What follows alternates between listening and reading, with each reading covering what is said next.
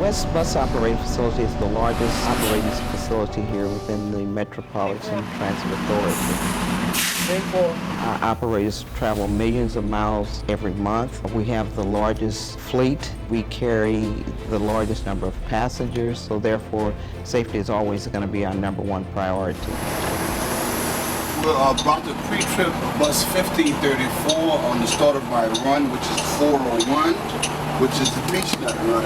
Do your interior inspection, make sure everything is okay, and it's almost time to rock and roll. Each year we get new operators in and they are given an extensive 8-week training course, learning how to operate our vehicles, learning our policies and procedures, mostly what it takes to be a safe operator. You have to always make sure that you're seeing the big picture. I have over 400 plus operators that work out of here, and we have over 45 routes that we cover day to day. Operators at Metro have always been very proud employees.